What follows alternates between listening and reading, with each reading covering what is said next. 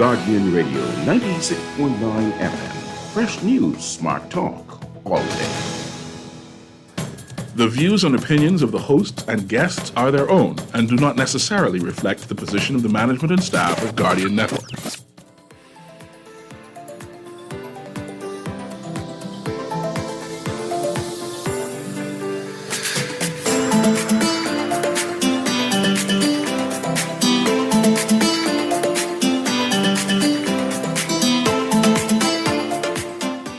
Good morning and welcome to Guardian Radio AM. Today is Friday, April 14th, and it's a little after 11 o'clock in the morning. Once again, this is C.A. Newry, and I shall be your host for today as we have a sober discussion as to where we stand. And you may ask, exactly what do you mean where we stand? Why so broad? What are you talking about, Cecil, on this Friday afternoon? I'm talking about what is trailing the headlines, which is marital rape and rape in general. It's a heavy topic for a Friday, but I need people to analyze the topic, to scrutinize what is happening culturally in the Bahamas, and for us as citizens to address this issue in a sober. I find that we tend to be flippant, dismissive of these type of discussion. And I'm saying that, no, this is something serious. This is something serious that impacts our young girls and our women folk, our mothers, our wives, our daughters. So we need to understand what is it exactly is happening to us, happening in the Bahamas, happening to our females. So let me start the conversation, right? Last year sometime, I'm going to see if I get the date here, in March 7th, 2022, the Minister of National Security was bemoaning the point that perhaps we need to reconsider the term rape in the issue regarding marriage. That you can call it any other name, and it could be cool, we can get some convictions. But if you call it rape in marriage, even that you can perhaps prove that it was an aggression and forcefully the husband did, that it's going to be so problematic that perhaps it's necessary to change the word rape to something other than rape. And that's all here and there and fine and dandy, right? Because there are a number of persons who are uneasy with the possibility of rape in the marriage. And see, I'm coming closer to the Speaker of the House, and because this is all that we're talking about, right? And let me bring in the Speaker recently. The Speaker, the good honorable woman, was interviewed recently. In fact, the Speaker and the Deputy Speaker came on afterwards, after the hullabaloo about the Speaker's response. And the Speaker said that because she isn't married, and I'm paraphrasing, this is my interpretation of what is said, and you can call and object to my read exact quote, but this is my interpretation. This is how I felt, the vex and spirit that it came out of me. That because she isn't married, she said or suggested that she was not qualified to voice her opinion on whether a husband can rape his wife. I had a problem with that, right?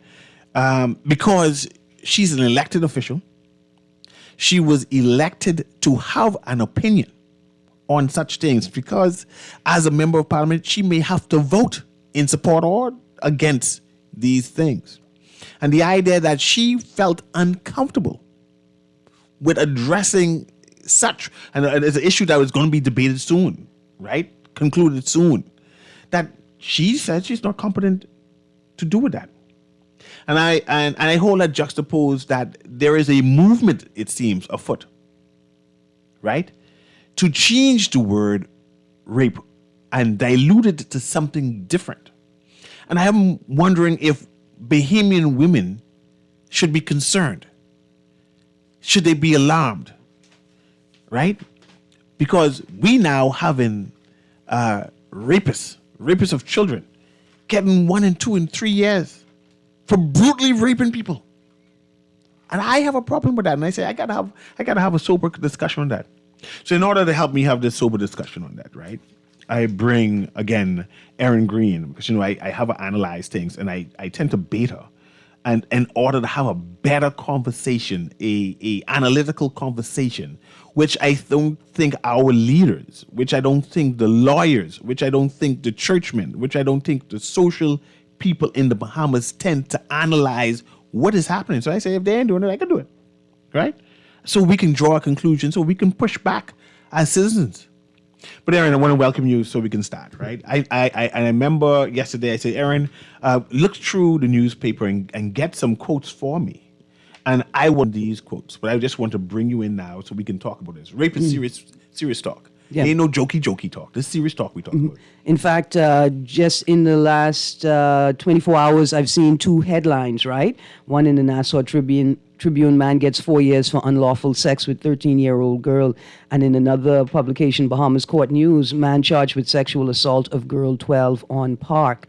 In doing this research, I found 2 very interesting publications, submissions to the local papers. One is a letter to the editor that would have been posted I think 30th of March, 23, from Siobhan Hollis, who's the president of Save Our Children Alliance, right?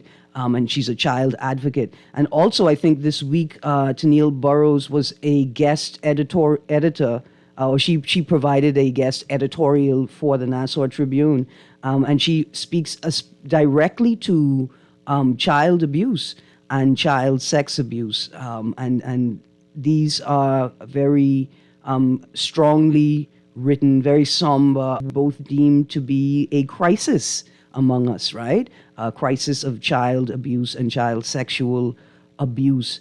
So it is I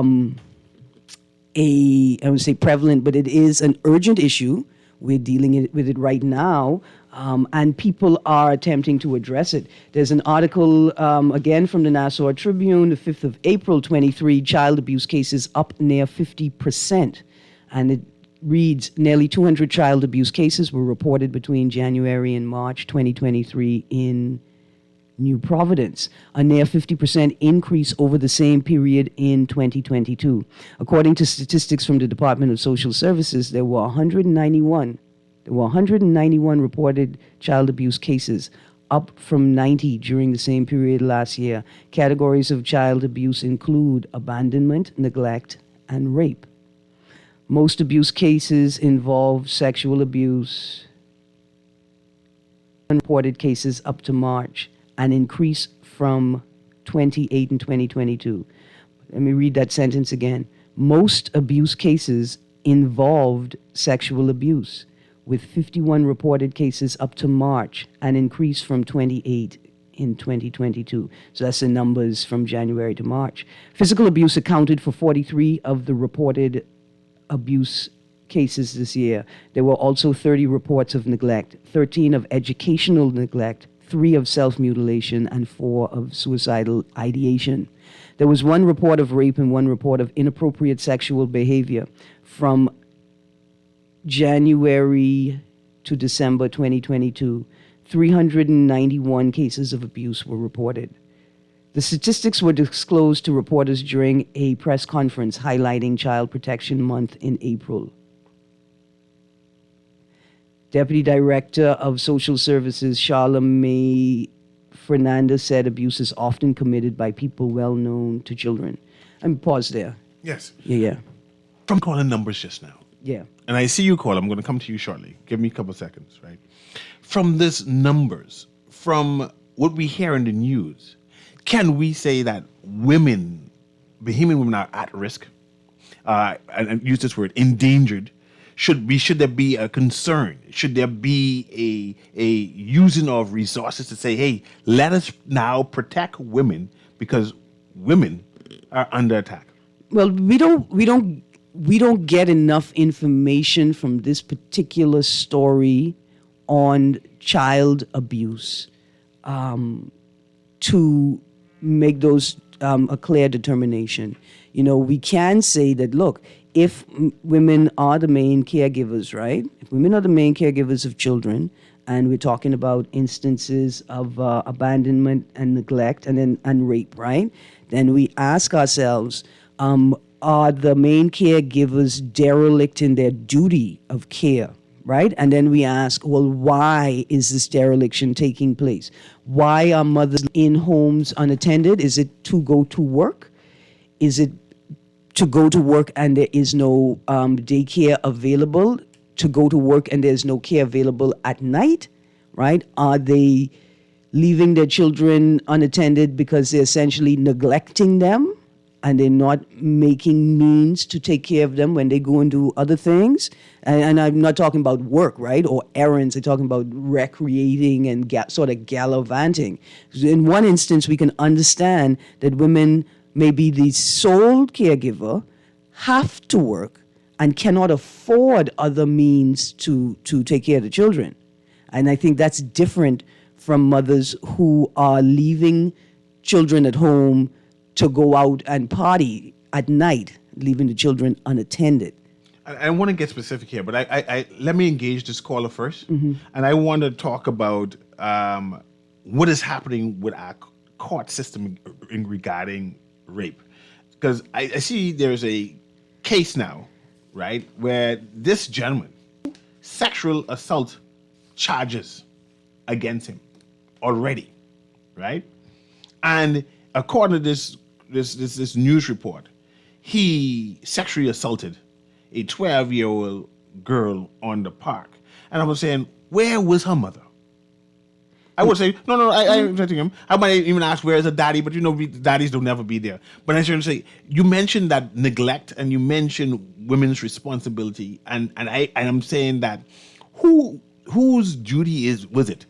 And I call I come to you right now. Whose duty was it to protect this child? Right. Let's stick a pin, right? We go into the caller because a 12-year-old should be able to go to the park unattended. And we can talk about that. Yeah. But let's go to the caller. Go ahead, caller. Can you hear me? Caller going once? There's nobody there? Yeah? Sorry about that, caller. You there? Go on? Okay then, caller. And you saying that a 12-year-old girl should be able to be safe on the park?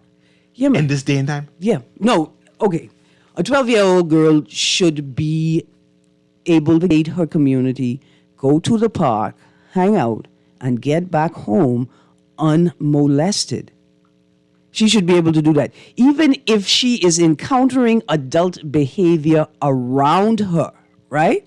Even if she walking past the by them, smoking a joint on the corner, maybe they put it down when they see little children coming, maybe they don't, maybe they walk back a little bit.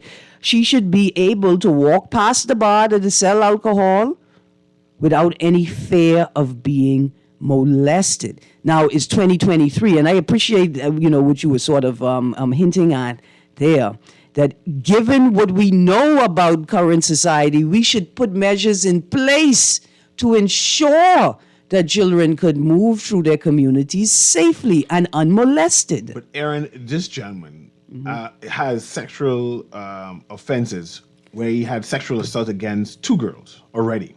One was 12, one was 15. This boy has a habit. Hold on. Go ahead. At the time of the offense, My point. in relation, hold on. Go ahead. He's on bail in relation to the sexual assaults of two girls, ages 12 and 15. My point, in he has a habit. No, we don't know that. You think Hold he's on, innocent? pause. I'm not, that is not my place on this radio right now to share that opinion. You don't think That so? would maybe possibly prejudice a matter. We got to be very, and all of the cases we're talking about understand. today. I just read the news. Yeah, no. I with you. I with you. We got to talk about them in a way that we don't prejudice potential justice. But the article actually says that he was on bail in relation to the sexual assaults of two girls, ages 12 and 15. So let me in remove 2021. from that. Let me remove from that and say this. If somebody's on bail for any type of crime against children, should they have access to them on parks? That is what I'm talking Should their bail conditions restrict them from accessing places where children are or can be unsupervised? That's what I'm saying. That's a question. I think that is a reasonable question. What is it, caller? Caller, can you hear me this time? Hey, good morning. Good morning. How Morning. you doing? Hey, Aaron, you're back. Yes, ma'am. How your leg? It's good. That's why I'm here. I can't run away. I can't run. It's good. We're getting there. Okay, thank you. Yes, ma'am. Anyway, like I was thinking about what you guys were saying, that the speaker said she's not married, so she can't say anything on it. Mm-hmm. But she's a woman. You know, I don't think you have to be married to understand what rape does to someone. She have a constituency of women. So what she should have said, in my opinion, is to say, you know, let me speak to my constituents and I would get back to you with some, or just say nothing at all. Yeah. You understand me? She should know what to say by now, as long as this been thrown around. By now, that she's trying to say, and I'm in her constituency, so she said nothing to me about it. So she's not asking us our opinion for her to have an opinion, married or not. Mm-hmm. You're a woman. And all the MPs by now should have an opinion, if not their own. They can say, okay, I've spoken to my constituents, and this is their opinion on it. You understand me? So have something to say. Yes, She ma'am. always like to tell people what to say and how to do their job. How is she not doing hers? That's amazing. Absolutely. Thank you very much. Thank you very much, caller. Can I? But no, we go back. I want to know in terms of the bail, right? Then we can go back to speak to the speaker. Okay, cool. Over that, regards that. See, as a man who has girl children, right? I'm thinking you said that a girl child should have the right, or should No, have she the has freedom, the right. right, to go on the park and be free from being molested with. Yes. Right. But according to the news, this media report, she was molested and molested by someone who apparently has charges pending Right. for the same. See, something is wrong with that narrative. Now, I appreciate what you're saying, right? She should be able to be on the park, given the nature of the charges, right? What he's suspected of. I think that we should consider putting those types of restrictions in the bail conditions, right? Which is, you cannot be more than, you cannot be less than 200 yards, 100 yards away from a school, a park, an area where children are expected to be, right? It's not a matter of saying, well, the girl was inside the club, when it was 11 p.m., and I didn't know. It's a park. This is where children are supposed to be. And she has the right to a life free of violence. She has the right to navigate her community. We must now figure out, how will we protect those most vulnerable in our communities? You say, I think should have been restrictions on his bail conditions, right? I think we need to change the way that we disseminate information. I think there should be park wardens, and I think park wardens should get information. Like, there's some information that you're not going to release to the general public. In fact, let's stick a pin here. I'm sure I heard somebody, possibly by the name of Prime Minister, talking about how they're not going to reveal the amounts of monies awarded to people. This is not the same situation. Wardens potentially should have the images of people who should not be in the park due to their bail restriction, people who have been convicted of a sexual offense, in particular a crime against children, so as to ensure that these areas can be as safe as possible. That warden doesn't have to interact with or interdict that individual. The warden should have a telephone number so that they could call mobile patrol, and mobile patrol could pull through the area, right? And hopefully what happens is the individual sees the police and removes themselves before the police have to stop them and talk to them, right? And if they don't, if it's obvious to the police that this person is disregarding their obligations to the wider community and to the courts, then go have a word with them and determine whether you have to detain them. Yeah. Let's talk about the culture of violence. And when I say culture of violence, the culture of violence against women. and how the speaker utterance added to that culture of violence. Because I'm sure she didn't intend it, so I'm not beating up on the speaker. And I think the speaker is trying her best to be politically correct. But in her attempt to be politically correct, against women ensued. And I think we have a duty of care to show her, inform her, to point out how her words is adding to violence to women. And people say, boy, that's a far fetch. That's a far stretch that It's you're not. going. I mean, it appears, and I've seen the commentary, right? One in particular was, it don't matter what she'd say, she's going to get beat up by the people. Well, I want to say this thing. I've also heard people evoking the spirit of Frankie Campbell, right? I want to say, if you believe that you supposed to spend the first 6 months of the year staying out of other people's business and the next 6 months of the year minding your own business, why did you run for parliament? Why did you decide to become an MP? And or a cabinet minister? Why did you put yourself in a position of authority? In fact, why did you take up the obligation of making decisions on behalf of other people if you're just going to get up and turn around in the most urgent moments and say these decisions have nothing to do with me? Right? So obviously, they're in the political sphere where politicians don't understand what their job is. And like you say, I don't blame the speaker entirely, because somebody is supposed to prepare these politicians for this new role in society. But why did you place yourself there if you're not prepared to concern yourself about other people's business? That's the whole premise of your job. That's it. And let me stop you there. What if the speaker have the belief, like a number of Bahamian women, that it's impossible for a married man, a husband, to that's her position. This is her culture. This is how she interpreted. Because mind you, we had a member of parliament. I remember the member of parliament for Acklands, the last member of parliament of Acklands, and she's speaking similarly about it and gave an example. There are a number of women who believe that a man has authority over their woman's body. Right, this is the people in charge of these politicians, right?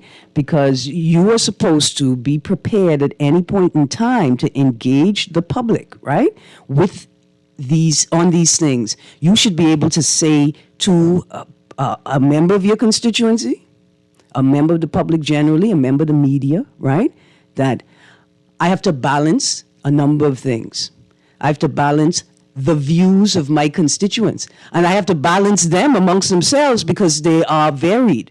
I have to balance my view as an individual woman. I have to balance my view as an individual member of parliament and a member of this party. And I have to balance all of these things. And you should be able to speak to the public in a way that expresses, right, the consideration of all of these positions.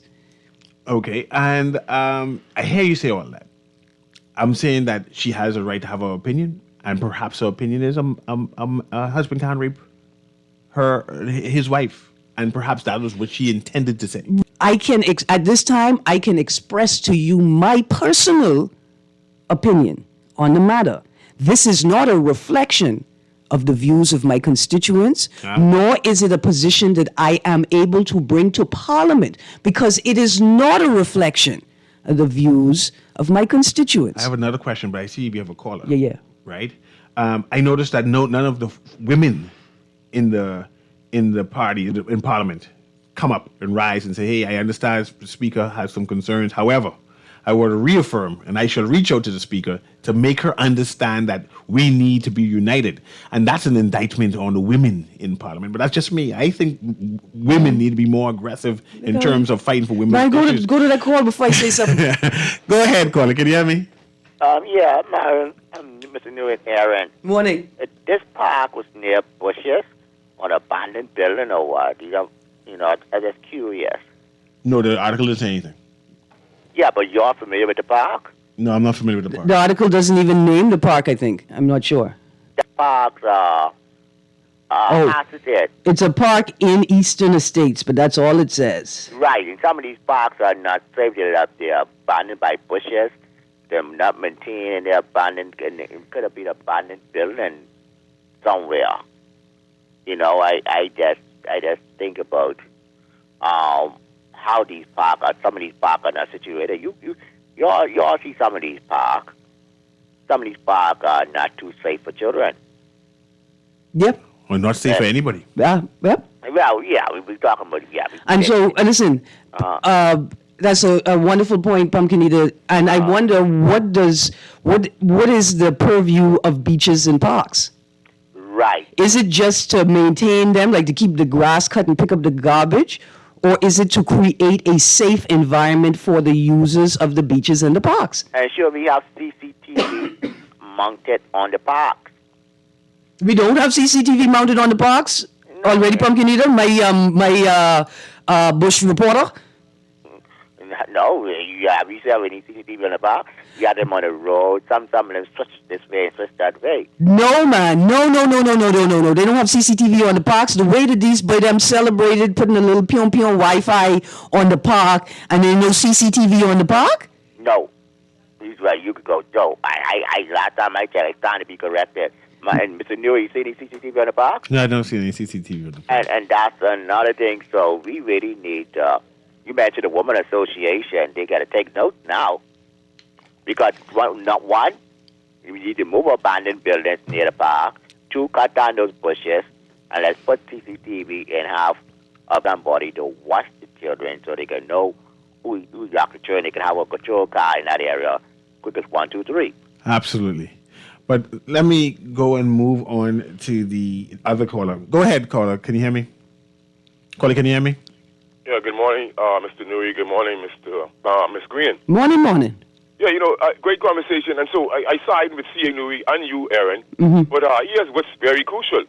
Because, in the inner city, we have a lot of men who is, when you was dubious about a lady's age, right? Mm-hmm. Sometimes you have to use your, the female, you have to see how they really look. And then you'll wonder if you would speak to them. But one of the things I always be concerned was their age. Some would lie, right? But then this is something that you have to do. But there's a friend who moved to recently, and she has a young daughter. And the girl was pretty young. I think about 12, maybe 13 the most. But when she moved to the country, much earlier. But she was very slim and bony. But she came and told me that a young man through the next corner, what he had said to her daughter. So I was concerned. Well, firstly, of course, it should be safe on the park, but obviously not after dark, right? Mm-hmm. Let me just, and what Pumpkin Eater was referring to was really, it should be an integral part of community policing, right or wrong? Yep.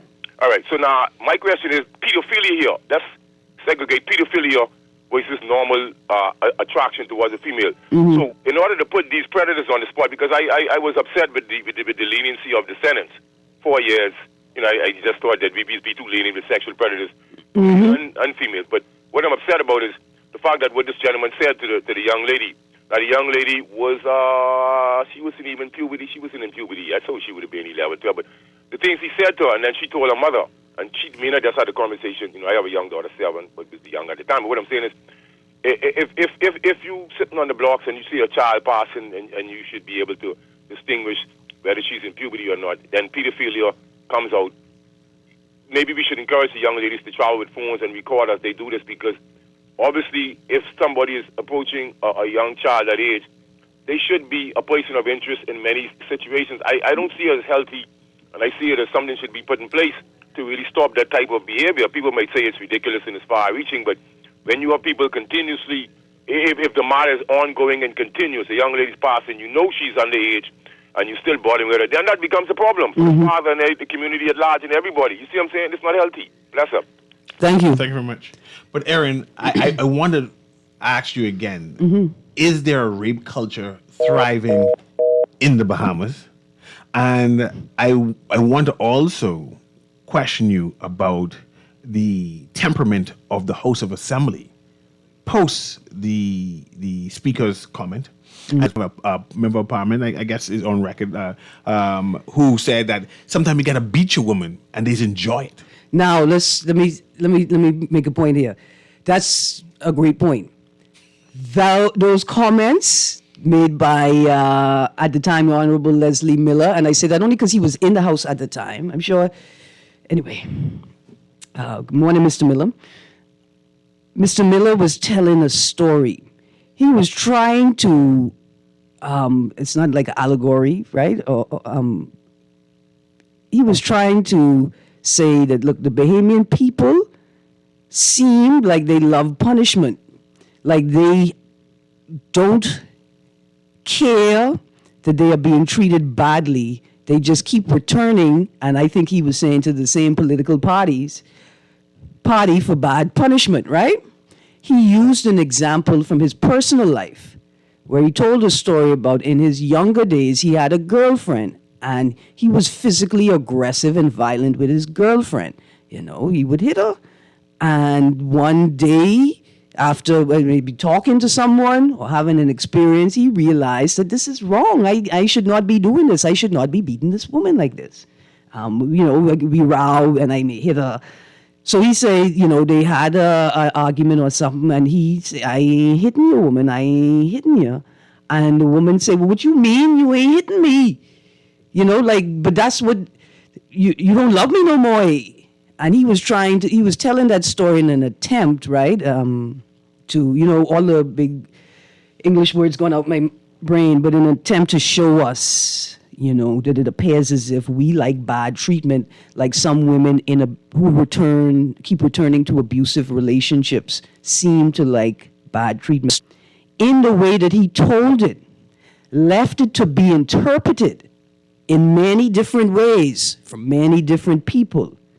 And some of those interpretations of that story perpetuate rape culture, perpetuate the idea that it is a right and proper thing to physically discipline your girlfriend, your significant other, your spouse, right? Your wife. And so that was those statements way back then. Mm-hmm. His intention was not to, but the way that his words were perceived and what people inferred from his words, they took it to mean, look here, man like beat woman, and woman's supposed to get beaten. And I still want to know the ethos or the feeling inside the House of Assembly and what should we have expected from particularly the female member of parliament. And then I'm going to ask again about rape culture. Do we have even an anti-woman culture inside the Bahamas in terms of aggression? Particularly, let me take this point, particularly when you have census polls done in the University of Bahamas where young people think it's okay for their dating partner to beat up on their woman. I don't know if the correct term is putting the cart before the horse, right? But it's like the people who are responsible for creating policy to protect us, to shape society, like they are saying to us, like, why would we continue to call it rape, right? Why would we continue to call it rape if people don't think it's a big deal? Your job as a policy maker is to ensure that people understand that it's a big deal through the policies that you implement and the laws that you pass. Is it a big deal, though? Of course, rape is a big deal. In fact, what's the even bigger deal? How is it that it appears as if the courts refuse to use the word rape in a matter that should never be called unlawful sexual intercourse? How do you forcefully penetrate a child and then say it's just unlawful sexual intercourse? And how could that be a thing, right? How could that act be categorized as a thing, right, that we call unlawful sexual intercourse, that has been the lowest, the minimum penalty for that thing is a non-custodial sentence? A crime that renders a non-custodial sentence as the minimum charge could not be rape. There's no way that a non-sentence could be attached to anything that is rape. And so what I expected from Parliament after this statement is I expected the women in the House to be prepared for this moment. I expected them to be antsy, right? Hoping that it doesn't happen, but being prepared for it. Because the moment that the speaker made that statement and those women went back to the house, they should have demanded an opportunity to present the views of their constituents on the matter. Because it's their constituents' views that they bring to the house. They should be prepared for it, and they should be prepared to juxtapose, if necessary, their personal views or their party view. Juxtapose that to the views of the constituents, and they should be prepared to offer solutions, policy solutions, and community structural solutions for the way forward. That's what I expected in the House. What I didn't expect was that the only person that responded was a man. And the deputy speaker. I didn't expect that. I expected somebody else to respond. Yeah. Let's take a break, right? It's at that point in time. I also want to reference this case and how you mentioned unlawful sex act on a 13-year-old. I want to mention that on the other side of the break. I'm trying to get these definitions. But I'll be right back. This is Guardian Radio with CA Newry. Of course, Aaron Green is joining me. And we're discussing if there is a rape culture in the Bahamas and should it be addressed. 1 minute, we'll be right back.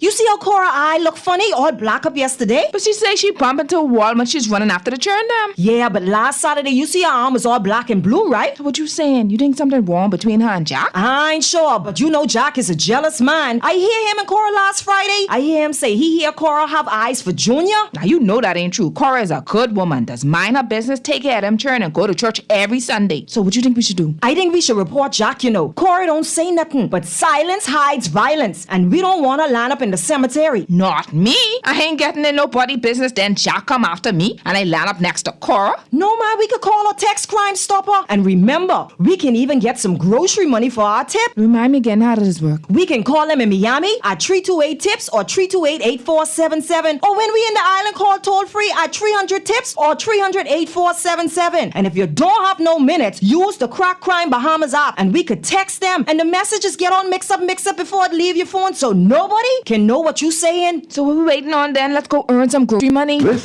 is Guardian Radio 96.9 FM, Nassau, Bahamas.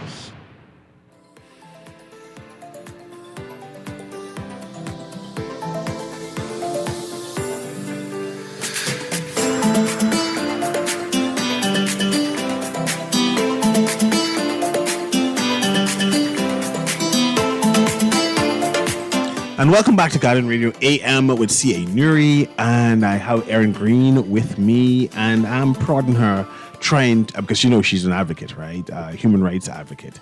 And I am concerned on whether we as a people in the Bahamas are doing enough to protect Bahamian women. And I am concerned on whether there exists a latent, sinister rape culture amongst us that we are not addressing, and that this rape culture has permeated from the top straight to the bottom as we discuss marital rape, as we discuss protecting our young female daughters, and I'm saying that, Erin, I don't think the response, and I wanted to add this to the conversation, this news article where a gentleman got 4 years for, and this is what he got charged with, unlawful sex with a 13-year-old girl. Yeah. Right? And I'm saying, why wasn't it rape, right? Why was it named unlawful sex? Especially when the people seem to be trying to water down the term rape. And I want to say that this was an instant where there was a discrepancy on whether this young girl gave consent to say, well, that's my boyfriend, and she had an older man friend, and now they saying, okay, she being hot.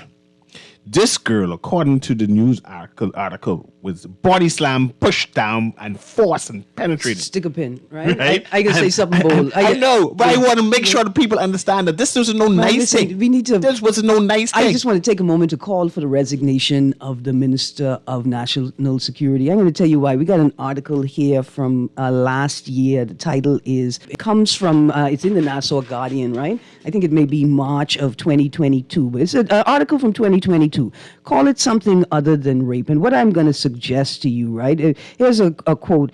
If the goal of criminalizing marital rape is to get convictions and the government, quote, better call it something other than rape, close quotes. I want to read a couple of other quotes from the minister from an article entitled Monroe Excessive Sentence in Sex Case. That's the 1st of April 22, and that is in the Nassau Guardian as well. Following public outrage after a 40-year-old man was sentenced to 4 years in prison after impregnating a 14-year-old schoolgirl, Minister of National Security Wayne Monroe said yesterday the perpetrator should have received a lesser sentence because the victim willingly had sex with him despite her being under the age of consent, right? That's this is the start of the article.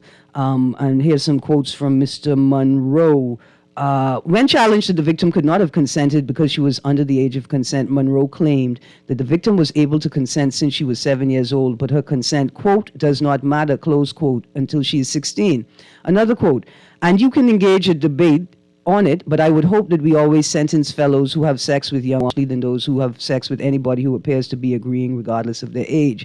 Another quote, Monroe added, I'm having great difficulty understanding that people don't understand the difference between if I lure a young child out of the house, I trick her, I hold her down, have sex with her against her will, and if she comes out and has sex with me willingly, quote, both of these things are wrong, both of those things are a crime, but everyone should understand there should be different levels of punishment given the differing circumstances. Is what I'm going to suggest, that we need to ask the Minister of National Security to resign because he has not fully grasped his obligation to create policy to protect the most vulnerable. Has been on creating a more efficient and expeditious judicial system, which does not necessarily lead directly or indirectly to increased protections for women and children or increased access to justice.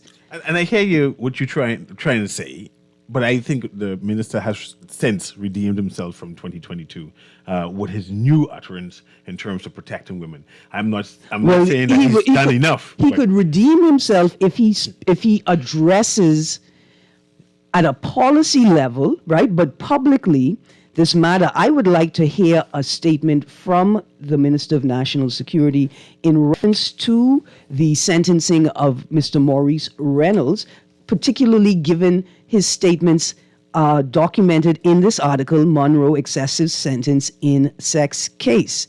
He says, I'm having great difficulty understanding that people don't understand the difference between if I lure a young child out of the house, I trick her, I hold her down, have sex with her against her will, and if she comes out and has sex with me willingly, right? In this matter, he was referencing a case where it was determined that the man and the child had a continuing relationship, right? Where she did say yes, despite the fact that she cannot consent to the act that they engaged in. This matter, reported in the Tribune, suggests that there was definitely force, but the same 4-year sentence was meted out. Interesting. In both cases. So perhaps he could redeem himself after we determine what he says, how he responds, both to the public and at a policy level. And we need to analyze that some more. But let's go to the caller here. Go ahead, caller. Can you hear me? Yes, good morning, CA. My question to you, both of you today, is, do you believe that in our modern day Bahamian society, our educated women who are outnumbering men in the educational field, do you think that they would allow any man who, and in most cases they are making more money than them, to sexually abuse them continually? I think it's possible. I mean, I think we're seeing it happen. Where? In the Bahamas. And are there no mechanism for, if they're in a marriage, for them to get out of that marriage?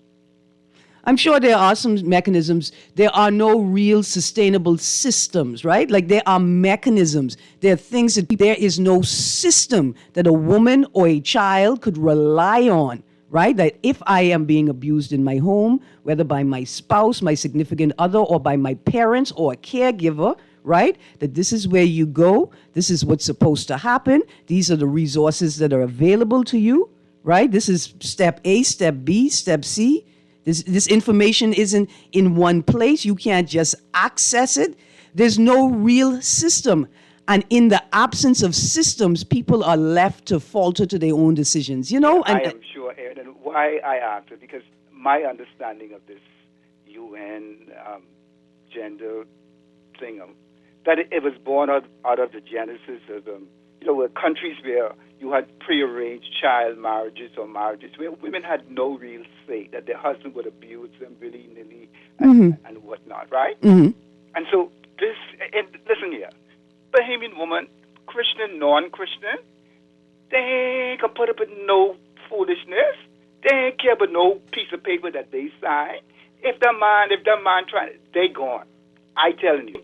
So this whole marriage thing about trying to make that a law in the Bahamas, I don't think that is necessary here in the Bahamas. We don't have that prevalence, and I'm not saying that the law should not protect everyone. But if you are being abused in a marriage, you can just leave. You don't have to get a divorce. You can just separate from your husband. Okay, I appreciate what you're saying. We certainly don't have the prevalence or the preponderance, right, of those incidents in the Bahamas or on this side of the world that we may see in other jurisdictions or other cultures in the world, right? I acknowledge that. I will also acknowledge that you're correct. We've got some of the most, I want to say, agency-filled. We got some of the most powerful, dominant women in this country. They're doing big things. We had one woman, she took over the whole opposition. She pulled a whole coup and took over the position of leader of the opposition. We got some women with awesome amounts of power and just unbelievable connections internationally. Say we only had 2 women out of 4, and we're comparing them to a country with 10 million people, and 1 million, 2 million women experience that regularly. Just because we only have 2 women out of 400,000 that experience it doesn't mean that we shouldn't write law that directly addresses. What I'm saying is that those 2 women, they don't have to experience it. But in those other countries, what I am telling you is that the majority of women in the Bahamas don't have to experience it, but you have a small percentage of women that do. And I can tell you a story right now. I know a woman who has passed away now. She's married to one of the richest people in this country, and that man beat her almost to death in that house. And despite the wealth that sat within her community and the resources she had available to her, she got no help and died because stuck Aaron, in that home. She was entrapped by the trapping of society and the wealth. She wanted to maintain that status. She could have walked out of that life with key home or whatever home and save her life. But she wanted to maintain that lifestyle. And so she was prepared to say, okay, I'm going to say because I want his money and so on. Then you are prepared to suffer the consequence. But she could have gotten out of that marriage, couldn't she? Yeah, but and I'll let you go there because but I want to ask you something. I want to ask you something here on. No, you go on. No, I didn't mean to let you go. I wanted to ask you something. Call back, caller, because I wanted to engage you. And my question was going to be, do you support the legislation of marital rape? And if they change the name to something other than marital rape, would you support it then? Because there are a number of Bahamian men who said that, no, a husband cannot rape his wife, right? And that is an issue that why this debate continues, right? We've already concluded that a lot of number of men aren't happy with it. They're not moving forward with it. And we've seen that a number of women, namely the speaker, is not happy with it and they're not moving forward with it. So perhaps we need to consider an alternative moving forward. I didn't mean you to hang up, speaker. I wanted to ask you that question. I'm glad you reminded me that this is somber and a serious conversation, because I was about to tell you that perhaps those are the same people that think that sharks should not be in the ocean all the time. Like, don't be in the ocean where we are. Like, why are you trying to eat while we trying to catch fish? That's what arose, within me. Jacob fixation. To those men who think that calling it marital, like, call it something else. Why not call it what it is? Why not call it rape? Why have we resorted to calling it Rape unlawful? word is clearly problematic. It's problematic, and this is why. Is it more problematic than the act itself? The Minister of National Security is saying perhaps if Solving the rape. convictions, You can't solve the rape problem by calling the. this is why the members of particularly the female member of parliament, aren't championing this, aren't on it, and say, hey, I understand we're talking about this again. Let me use my power in the House, influence in the House, to have this be brought to the fore immediately instead of later. Right now, And bringing it to the fore doesn't mean bringing a particular position to the fore. It means bringing the conversation to the fore, right? Creating a space for a real debate where MPs bring in the views of their constituents after conducting surveys, but not just conducting surveys, creating an environment where you can get accurate answers from people. Don't have a town hall meeting and ask the people to put up their hand if they agree with marital rape. You're not going to get a real, honest, or accurate answer. I see through Ross Corner there is an incident that is happening live now, right? Involving women again, right? Being abused, being victim, right? And as we speak about rape culture, as we speak about violence against Bahamian women, I'm astounded that this is actually happening, right?